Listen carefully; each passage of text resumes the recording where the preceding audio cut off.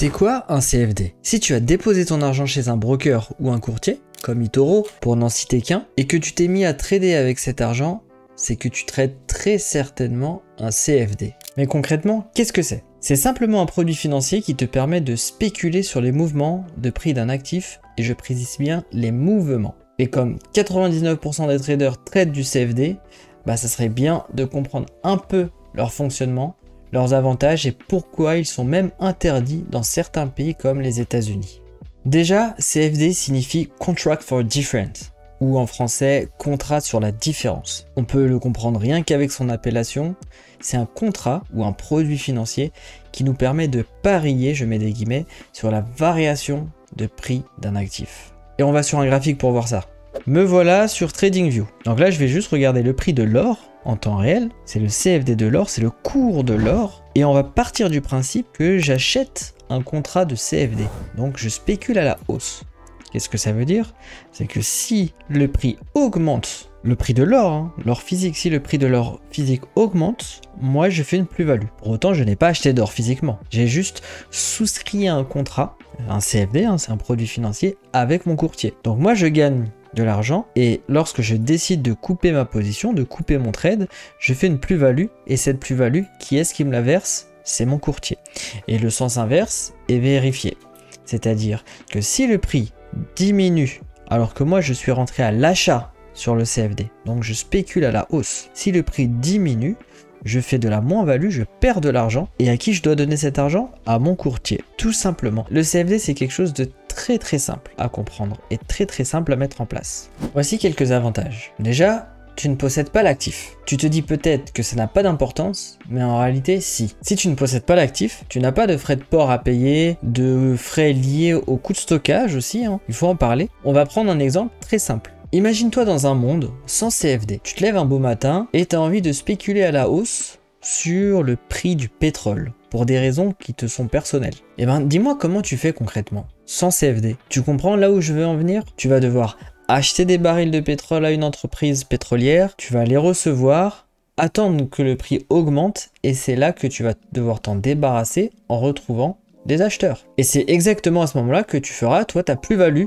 dans l'échange. Mais il faut retenir une chose, c'est que de 1, tu vas devoir payer des frais de livraison pour recevoir ces barils. Tu vas aussi devoir avoir un grand espace de stockage pour mettre tous ces barils. Et je te parle même pas des risques liés à des vols, à la gestion de produits et d'actifs fragiles, ou à la gestion de leur conservation dans le temps. Parce que tu peux trader de l'alimentaire, tu peux spéculer sur de l'or, sur du platinium et sur plein d'autres classes d'actifs. Bref, maintenant tu comprends que le fait de ne pas posséder un actif, ça te facilite la vie. Et c'est pour ça que les CFD sont une alternative parfaite. Tu peux spéculer à la baisse, ou on appelle ça aussi shorter. Pour ceux qui ne savent pas, en trading, on peut shorter. Ça veut dire que tu paries à la baisse et que tu gagnes de l'argent quand le prix chute. Comment tu le fais concrètement? Exemple très simple, tu veux spéculer à la baisse sur le CAC 40. C'est un indice boursier des 40 plus grosses entreprises françaises. Comment tu fais pour gagner de l'argent quand le prix chute? Dis-moi en commentaire si tu as une idée de comment faire sans passer par un CFD. Parce que oui, le CFD vient faciliter ce cas de figure. Il nous permet en un seul clic de parier à la baisse, donc de spéculer à la baisse, je préfère ce mot, et de gagner de l'argent quand le prix diminue. Un autre avantage très simple, c'est que le CFD, par sa facilité d'utilisation et de création, c'est un simple contrat, il nous permet d'avoir accès à divers marchés. On a parlé du pétrole, du CAC 40 dans nos exemples, mais grâce au CFD, tu peux spéculer sur une énorme liste d'actifs. Sur les devises, les métaux précieux, l'alimentaire, l'énergie, les indices boursiers, de la crypto, bref, j'en passe. Parce que crois-moi, si tu as envie d'acheter et de spéculer sur du cobalt, bonne chance pour trouver un vendeur qui fournisse un particulier, pour ensuite trouver un acheteur intéressé pour que toi tu puisses t'en débarrasser. Le CFD te permet également d'avoir accès aux effets de levier. On va pas s'attarder sur ce point, mais sache qu'avec les CFD, tu peux spéculer sur une grande quantité d'actifs avec un petit capital. Pour ça, il faut comprendre comment fonctionne le mécanisme des effets de levier. Et pour ça, je t'invite à aller sur mon article que j'ai écrit et qui l'explique parfaitement. Je te mets le lien en bio. Le dernier avantage, c'est que il est très facile d'accès. C'est un produit simple à comprendre, c'est facile à mettre en place pour les entreprises. Toi, tu as juste à créer un compte chez un broker ou un courtier, tu déposes ton capital et en quelques clics, tu trades du CFD. Donc tu spécules à la hausse ou à la baisse sur du pétrole, sur de l'or, sur du forex et j'en passe.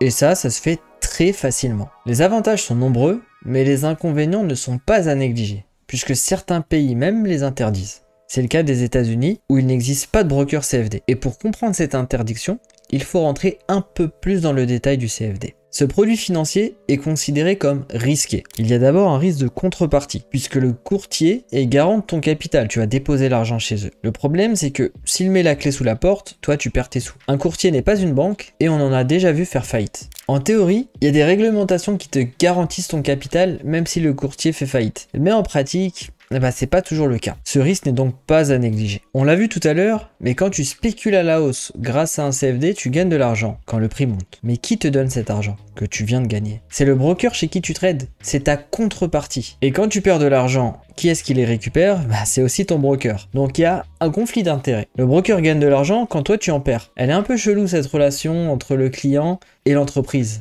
C'est comme finalement la relation entre un casino et ses clients. Mais on a vu pire dans l'histoire. Comme tu traites chez ton courtier, c'est lui qui est garant du prix que tu vois sur les graphiques. Et c'est déjà arrivé de nombreuses fois qu'un courtier frauduleux manipule le prix de sorte à te faire perdre de l'argent. Pour les mettre dans sa poche bien évidemment. Me voilà sur TradingView, sur l'euro-dollar. Je suis en 2 minutes, donc chaque bougie correspond à 2 minutes. Et on va prendre un cas concret. On va supposer encore une fois que l'on rentre à l'achat sur le CFD. Donc là on décide de spéculer à la hausse, on achète, et je l'illustre avec ce petit outil, et on va dire que lorsque le prix arrive jusqu'ici, on décide volontairement de couper le trade pour prendre ses profits. Voilà, c'est l'objectif du trade. Mais on va dire aussi que si le prix arrive à ce niveau-là, on préfère sortir. On sort, on prend notre perte, c'est pas grave, au moins ça nous évite de perdre beaucoup plus si le prix continue à tomber. Ce que peut faire un broker frauduleux ou un courtier frauduleux, c'est que le vrai prix de l'euro USD monte jusqu'à aller sur ton objectif de gain, mais le broker va faire en sorte de faire descendre le prix jusqu'à ton stop loss, on appelle ça comme ça, c'est là où on exécute, on coupe le trade et on accepte ses pertes. Donc le broker va faire en sorte de manipuler son prix pour que tu te fasses activer, donc il activera ton stop loss pour ensuite avoir la véritable montée jusqu'au niveau du take profit. C'est pour ça que certains traders disent, et à juste titre, quand tu trades le CFD, tu ne trades pas le marché réel. Le prix que tu trades n'est pas le vrai prix du marché, c'est celui de ton broker. Et parfois, il y a des petites variations qui peuvent te faire perdre de l'argent très bizarrement. Heureusement que l'AMF veille à ce que le prix d'un courtier reflète celui de la réalité. Et d'ailleurs, elle nous donne même une liste de courtiers qui sont soit blacklistés, soit qui ne sont pas régulés. Pas régulé ne veut pas forcément dire que c'est un courtier frauduleux, mais plutôt que leur siège est dans un pays qui ne fait pas objet de contrôle par l'AMF. Autrement dit, ils n'ont pas de droit de regard, donc il faut tout de même faire attention avec ce genre de broker. Pour ma part, je trade sur différents courtiers CFD depuis plusieurs années, et le plus clean d'entre eux est Avatrade. Ils sont régulés par les autorités de marché et existent depuis quasiment plus de 20 ans. J'ai mis en bio mon lien de parrainage pour ceux qui veulent tester ce courtier et soutenir la chaîne. Merci d'avance. Et d'ailleurs, il propose même les futurs pour ceux qui sont frileux avec les CFD. Si tu ne sais pas ce qu'est un futur, j'ai fait une vidéo entièrement dédiée à ce sujet et ce produit financier, donc n'hésite pas à aller la voir. J'espère que le CFD n'est plus un problème pour toi et que tout a été très clair. Je ferai d'autres vidéos de ce genre, donc follow la chaîne, mets un petit commentaire et surtout like la vidéo pour le référencement, ça m'aidera énormément. Allez, je te souhaite une bonne journée, salut à toi, c'était CryptoTassa.